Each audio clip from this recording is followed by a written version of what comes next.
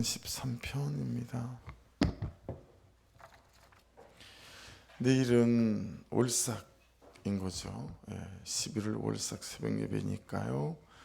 기도 제목들 11월달 기도 제목들 가지시고 내일 또 성찬으로 나가는 날 되길 원합니다.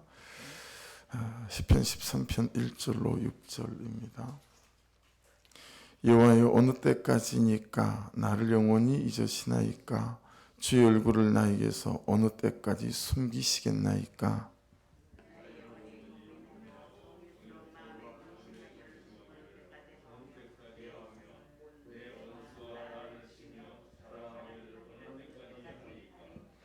여호와 내 하나님이여, 나를 생각하사 응답하시고 나의 눈을 밝히소서. 두렵건대 내가 사망의 잠을 잘까 하오며, 두렵건대 나의 원수가 이르기를 내가 그를 이겼다 할까 하오며, 내가 흔들릴 때에 나의 대적들이 기뻐할까 하나이다. 나는 오직 주의 사랑을 의지하였사오니 나의 마음은 주의 구원을 기뻐하리이다. 내가 여호와를 찬송하리니 이는 주께서 내게 은덕을 베푸심이로다. 아멘. 2절에 원수 나오죠. 내 원수.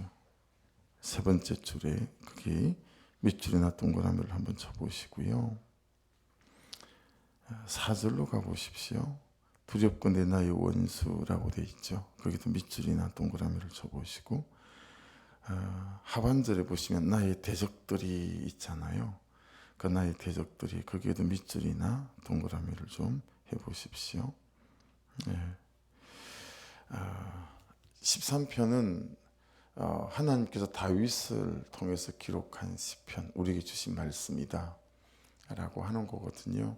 자, 그러면 여러분, 다윗에게 있어서 원수나 대적들은 누구였는지 우리가 다윗의 삶을 좀 알잖아요. 그래서 다윗에게 다윗이 내 원수라고 말하거나 나의 대적들이라고 말할 수 있는 사람은 좀 손꼽아 보면 제일 첫 번째가 사울 왕이겠죠. 13년간 3,000명 정예병력 꾸려서 다윗 죽이겠다고 쫓아다녔던 그죠? 사울 왕이다라고 볼 수 있겠고, 압살롬도 만만치 않아요. 압살롬도 다윗이 참 아꼈던 아들인데요. 이 압살롬이 반역 일으켜서 정말 수치스러워서 머리를 묶지도 못하고 머리를 앞으로 늘어뜨려서 맨발로 울면서 예루살렘에서 도망갔던 다윗. 그러니까 참 원수 대적이라고 할 만한 고통을 주었던 사람이 자기 아들이었죠. 사건으로 본다면 밧세바 사건도 여러분 참 다윗에게는 원수 같고 대적 같은 사건이었습니다. 그렇죠? 그 밧세바 사건을 통해서 얼마나 큰 고난과 또 고통의 터널을 그가 지나가잖아요. 그냥 평범한 대외적인 원수로 본다면 일생 다윗이 마주하고 싸웠던 블레셋 같은 경우에도 물리적으로 다윗의 대적이다, 또 원수다라고 말할 수 있겠죠. 이렇게 2절과 4절에 여러분 동그라미나 밑줄 친 것 중에 원수 있죠. 이건 오예브라는 이제 히브리 단어이고요. 4절에 나의 대적이라고 나오는 것은 차르라고 하는 건데, 그럼 이 차르는 나의 대적이라고도 해석되지만 내 고통이라고도 잘 빈번하게 해석이 되어지는 그런 단어입니다. 자, 그런데 여러분, 다윗은 이 원수들을, 나의 대적들을 어떻게 이길 수 있을까요? 어떻게 이길 수 있죠? 여러분, 이 원수 오예브라고 하는 이 단어 안에 어떤 뜻이 숨어 있냐면 이런 뜻이 숨어 있습니다. 하나님의 계명을 준수하는 것. 두 번째는 회개하는 것. 세 번째는 순종하는 것. 이런 뜻이 숨어 있어요. 무슨 뜻이에요? 하나님의 계명을 준수할 때 원수를 이길 수 있다. 회개할 때 원수를 이길 수 있다. 그리고 순종할 때 이 원수들을 이길 수 있다라는 뜻이 원수라는 오해보 단어 안에 들어있다라고 하는 거예요. 레위기 26장 7절 말씀인데요. 너희가 내 규례와 계명을 준행하면 너희 원수들을 쫓으리니 그랬어요. 이건 말씀을 준수하는 것에 원수를 이기는 방법이 들어있지 않습니까? 그리고 왕상 8장 37절 말씀에 33절 말씀에 보면요. 적국 앞에 패하게 되거든. 우리 삶으로 가져오면 내 삶에서 이런저런 엎어짐과 자빠짐과 고난이 있거든 이라고 우리가 적용해 볼 수 있겠죠. 적국 앞에 패하게 되거든. 주께로 돌아와서 주의 이름을 인정하고 이 성전에서 주께 기도하며 간구하거든. 회개하는 걸 말하는 거예요. 그러니까 이 원수들을 어떻게 이길 수 있냐면 내가 회개할 때 이 원수들을 이길 수 있다라고 지금 한 구절로 말씀을 드렸지만 이 말씀이 수도 없이 많이 나와 있다라고 하는 거죠. 자, 그럼 보세요. 물리적으로 우리가 다윗의 역사 속에서 알 수 있는 그런 사울 왕도 말했고, 그리고 압살롬도 말했고, 그리고 밧세바 사건도 말했고, 블레셋을 말했지만, 여러분 이 원수라고 하는 오해벌한 단어 안에 이 원수들을 어떻게 이길 수 있냐면, 야, 네가 회개할 때 이길 수 있다. 네가 하나님의 계명을 준수할 때 이길 수 있다. 그리고 네가 순종할 때 이길 수 있다. 라고 하는 뜻이 숨어 있으니까 사실은 원수가 밖의 문제가 아니고 어디 문제죠? 내 안의 문제다. 라는 거죠. 원수가 눈에 보이고 손에 잡히는 물리적인 어떤 현실이나 상황이나 그 사람이 원수가 아니고 내 안의 문제고 내 삶의 문제다라고 해석이 된다 이 말이에요. 그래서 우리가 저 원수라고 말 표현하잖아요. 저 왼수 같은 인간, 이런 관용구가 있지 않습니까? 그런데 실상은 말씀 안에서 보니까 눈에 보이는 그가 내 원수가 아니고 그를 그렇게 대하는 내 안에 나의 심성의 문제나 나의 태도의 문제가 저 원수라고 하는 그를 이길 수 있는 그거다라고 하는 거니까 이 원수가 나의 대적이 밖의 문제가 아니라 내 안의 문제이구나 라는 것을 말씀 안에서 깨달을 수 있다라고 하는 거예요. 그리 보면 여러분 나의 원수는 그가 아니고 나 자신일 수 있구나 라고 이 말씀이 적용되어지기 시작한다라고 하는 거죠. 그러니까 여러분 이리 보게 되면 놀랍게도 어제 말씀처럼 여러분 우리가 하나님만 바라보고 가는 것 그리고 내 죄만 바라보고 가는 것이 얼마나 말씀 안에서 놀라운 비열인지 모른다라고 하는 것을 오늘 새벽 큐티 말씀에서도 깨달을 수 있는 거 아니에요? 왜냐하면 나의 원수가 밖에 있는 밖에 있는 현실이 아니라 내 안의 문제고 나의 문제이니 내 죄만 바라보고 가는 것과 하나님만 바라보고 가는 것이 놀라운 비결이다라고 하는 거죠. 이 네 가지 대표적인 다윗의 원수라고 여길 만하고 대적이라고 여길 만하는 대상을 두고 봐도 그래요. 여러분 사울 왕에게 당했던 고난, 그건 사실은 어떤 거죠? 하나님께서 다윗이란 한 사람을 세워가는 놀라운 과정이었죠. 광야 학교였어요. 거기서 고난을 어떻게 이기는지, 사람을 어떻게 이겨가는 건지, 그 광야 생활 속에서 다윗이라는 걸출한 하나님의 사람을 하나님이 세워가시고 만들어 가시는 거잖아요. 그러니 여러분, 항상 여러분 옆에 있는 그 어떤 나를 힘들게 하는 사람, 나를 모함하는 사람, 나를 힘들게 하는 현실과 고통은 적어도 저하고 여러분이 하나님 안에 있는 사람이라고 한다면 저와 여러분이 그걸 원수요 대적으로 이길 것이 아니라 하나님께서 나를 만들어 가시는 약재료이다라고 여기시면 옳습니다. 아멘이시죠? 그래서 어느 날 은혜가 임하면 어때요? 그렇게 나를 고난스럽게 하고 고통스럽게 하는 남편 앞에 무릎 꿇고 자식 앞에 무릎 꿇고 나 때문에 수고하게 해서 미안해요, 미안하다 라고 말하는 이유가 극이 있지 않겠어요? 그 사람에게는 어떻게 된 거예요? 원수가 그가 아니라 원수가 나였다. 순종하지 않는 내가 원수요, 회개하지 않는 내가 내 원수였구나 라고 하는 인정이 되어진 거기에 그럼 그렇게 반응할 수 있는 거 아니겠습니까? 그렇죠? 그러니 압살롬 같은 경우에도 마찬가지입니다. 그래서 여러분 1절을 보세요. 다시 그렇게 이해하고 1절을 보시면 여호와여 어느 때까지니까 나를 영원히 잊으시나이까. 그렇죠? 주의 얼굴을 나에게서 어느 때까지 숨기시겠나이까. 2절 보세요. 영원히 범인하고 종일토록 마음에 근심하기를 어느 때까지 하오며 내 원수가 나를 치며 자랑하기를 어느 때까지 하리이까. 여러분이 자주 하는 얘기죠. 제가 자주 하는 말이고 질문 아닙니까? 하나님 앞에. 근데 여러분 앞에 말씀을 해석하고 이 말씀을 보니 여러분 이때를 누가 지고 있습니까? 내가 지고 있습니다. 우리는 백날 하나님 언제쯤 되면 저 인간이 변할까요? 언제쯤 이 현실이 달라질까요? 라고 지금 다윗이 사울에 대하여, 블레셋에 대하여, 그죠? 그리고 압살롬에 대하여 이렇게 지금 언제쯤이면 그게 끊어지겠습니까? 라고 말하면서 그 사람, 그 현실, 그 문제에 책임을 돌리고 마치 이 열쇠를 하나님께서 쥐고 있는 것처럼 말하지만 맞죠. 하나님께서 쥐고 계시죠.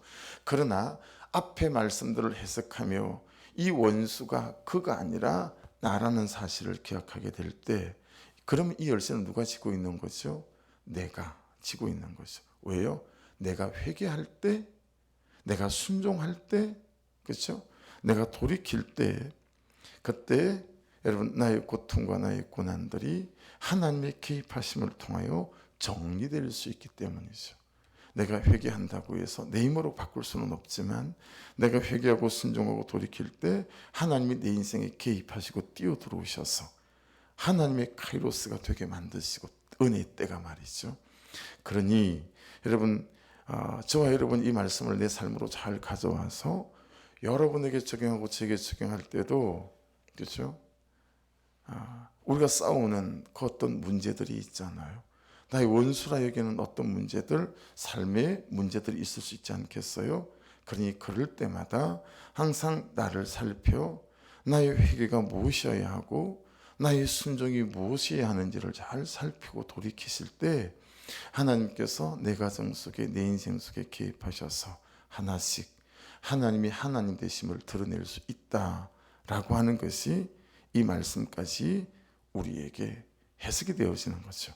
그러니 회개하지 않는 나, 순종하지 않는 나, 돌이키지 않는 나를 살필 일이 훨씬 더 큰 일인데 우리는 눈에 보이는 그 대상과 그 문제와 씨름하느라 나는 하나도 말씀 안에서 돌보지 않고 은혜 아래서 은혜 빛으로 비추지 않는 여러분 이 모순 속에 살아가고 있다라는 걸 잘 기억하셔서 오늘도 회개하지 않는 나에 대한 순종하지 않는 나에 대한 이런 것들을 돌아봐야 되겠죠. 그래서 여러분 적어도 있잖아요. 압살롬에 대한 부분이나 대적이라고 말할 때 또 밧세바 사건 같을 때 진짜 그랬거든요. 여러분 밧세바 사건 때는 나단 선지자가 다윗 앞에 와서 저기 있잖아요. 이 나라에 참 못된 놈이 있습니다. 내가 너무 분노가 일어나고 내가 정말 저 인간을 어떻게 해야 되지 싶습니다. 너무 분노하니까요. 나단 선지자가. 어떤 놈이냐 그 놈이. 아니 세상에 자기 집에 양이 100마리가 있거든요. 그리고 그 집에 하인이 종이 양이 1마리가 있거든요. 그런데 이 나쁜 주인 놈이 손님이 왔는데 100마리나 있는 지양을 잡아서 손님을 대접하는 게 아니고 겨우 1마리 키우고 있는 그 종의 양을 잡아서 손님을 대접하는 놈이니 이 세상에 이런 놈이 어디 있겠습니까? 그러니까 다윗이 발 꺼냈어요. 세상에 이 나라에 그런 놈이 어디 있냐? 얘기 좀 해라. 내가 당장 잡아다 좀 족치게. 그때 여러분 나단 선지자가 그게 바로 당신이다. 당신은 아내가 한둘이냐? 그런데 어찌 당신에게 곧 숭숭스러운 그 장군의 아내를 그렇게 당신의 여자로 만들 수가 있느냐, 가늠할 수 있느냐라고 하는 거죠. 그게 여러분 다윗이 깨어진 거 아니겠어요? 그게 꼭 밧세바를 범한 지 1년 만의 사건이었습니다. 그렇죠? 여러분, 다윗이 회개하고 돌이키는 그 순간부터 이게 이제 달라지기 시작하는 거죠. 여러분, 압살롬 같은 경우에는요, 이 이복형이었던 암논이 자기 친여동생인 다말을 강제적으로 강간한 거 아니겠습니까? 강간했으면 여러분 이걸 책임져야 하는데 그러지 않고 내쫓았어요. 다말을.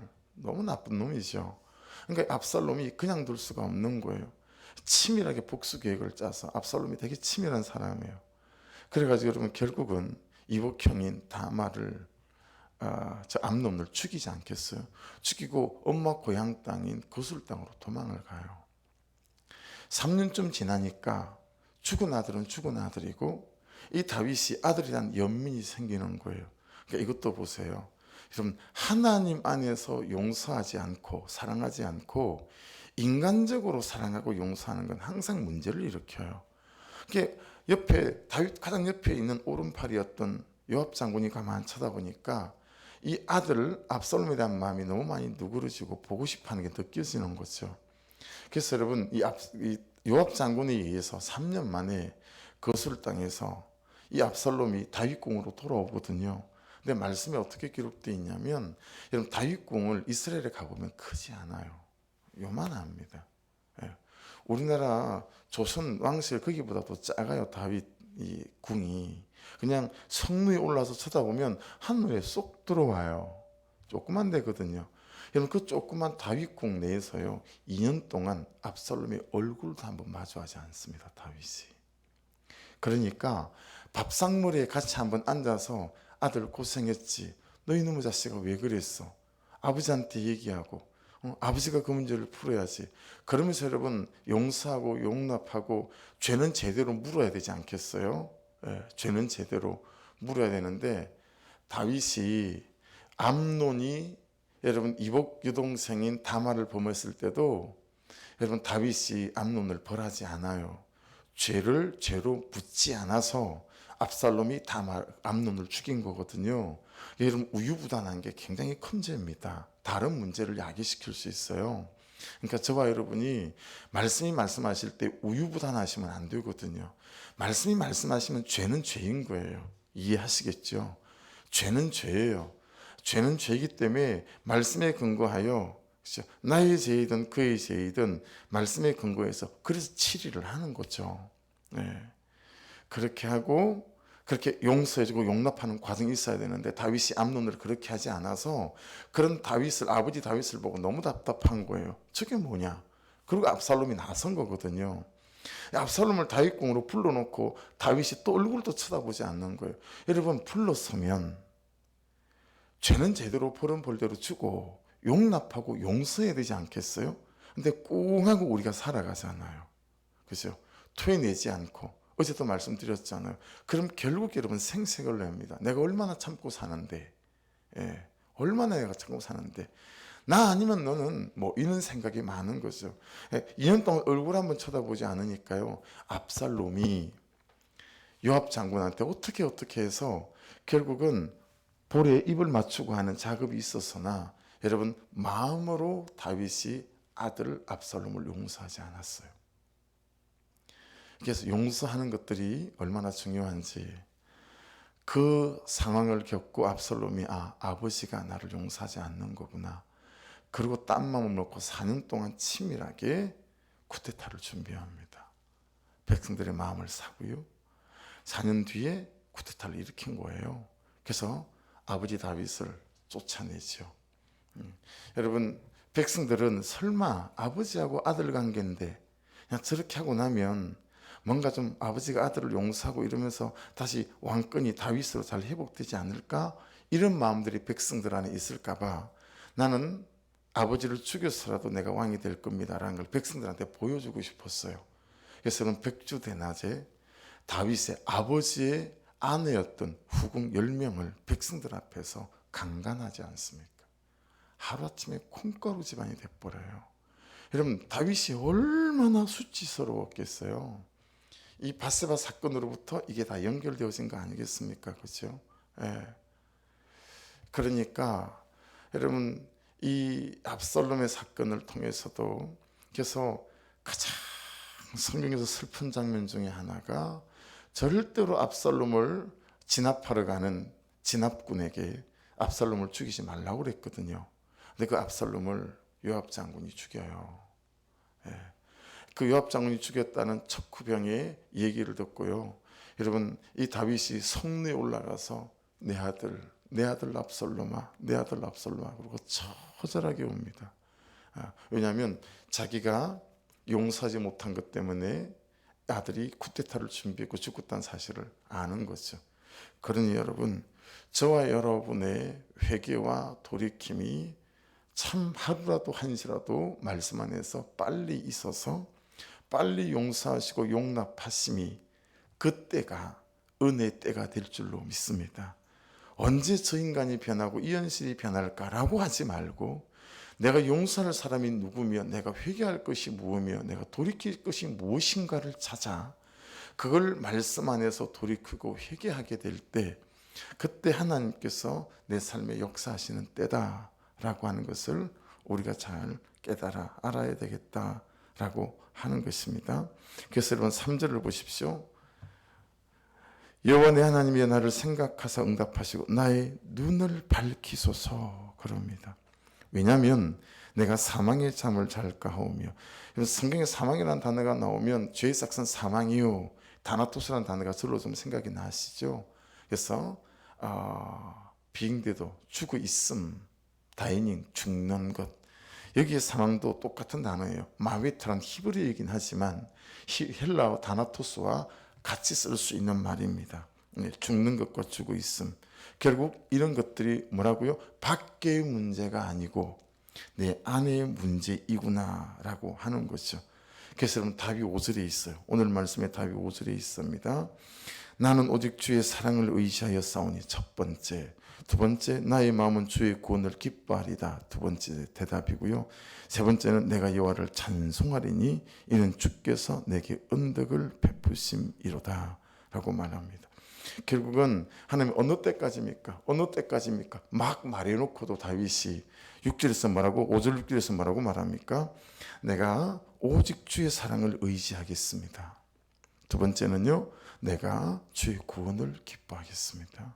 그리고 내가 여호와를 찬송하겠습니다. 이 고백 속에서 자신에게 있는 이 고난과 이 고통의 문제들을 다시 바라보고 나아가기 시작하는 거죠. 그래서 내 눈을 밝히소서라고 말합니다. 그래서 여러분, 그 첫 번째 나오는 나는 오직 주의 사랑을 의지하겠습니다. 이 의지라고 하는 것은 바타흐라는 말인데요, 주의 사랑이 나의 안심입니다 라는 뜻입니다. 주의 사랑이 나의 안전입니다. 여러분은 어때요? 그 문제가 해결돼야 내가 안심하는 거죠. 근데 그 문제가 해결되기 전에 예수가 나의 안심이 되고 안전이 되면, 여러분 그 문제는 그대로일 수 있으나 그 문제가 나를 만지지 못하는 영적 평안 가운데 거할 수 있을 줄로 믿습니다. 할렐루야. 그 현실은 그 사람은 금방 바꿔놓을 수 없으나 그 현실 속에 서 있는 나는 바꿔놓을 수 있다 이 말이에요. 그러니 이것부터 해야죠. 할렐루야. 그래야 그를 받아낼 수 있는 내 중심이 될 수 있을 거니까요.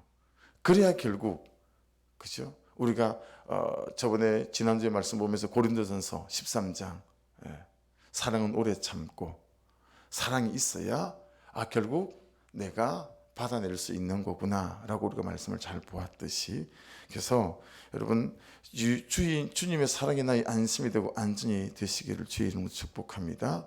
돈이 나의 안심이 되고 안전이 되거나 그 문제가 해결되는 것이 나의 문제가 나의 안심이 되면, 문제는 맨날 일어나잖아요. 자녀 양육해 보시고 남편과 살아보시고 여러분 직장생활 해보면, 그러니까 주님께서 나의 안심이 되고 안전이 되시면 여전한 문제 속에 서 있으나 나는 그 문제를, 그렇죠? 전혀 다르게 접근할 수 있는 거 아니겠어요? 그게 마음은 여러분이 너무 잘 아시는 레바브 또는 레버라는 뜻이죠. 내부 인간 속 사람 이런 뜻 아닙니까? 나의 마음은 주의 구원을 기뻐하리로다 라는 거죠. 그래서 여러분 오늘도 하나님께서 주신 것들을 감사하고 레버 이 속 사람이 주를 높이고 찬양할 수 있는 은혜가 우리 심령에 부어져서 하루 종일 살아가면서 불평과 불만보다 그냥 찬양이 흘러나올 수 있는, 그래서 이것들은 시선에 달려 있는 것 같아요. 어제 제가 거의 시간이 빈틈이 없었는데 잠깐 빈틈이 있는 동안에 뭘 찾아보다가 현철 씨가 부른 노래 사랑은 얄미운 나비인가봐, 그걸 키 조그만 가수 누구죠? 배우이기도 하고 이름이 생각이 안 나네요. 그 사람이 나는 트로트가 좋아한가 그 노래를 만들면서 그걸 이렇게 집어넣은 노래가 또 춤추는 게 유행인가 봐요. 그 춤이 재밌어가지고 그는 58초짜리 쇼츠 영상이 여러 개가 있어서 그 춤추는 걸 보느라고 나는 얄미운 사랑은 얄미운 나비인가 봐 그걸 두세 번 들었을 뿐이거든요.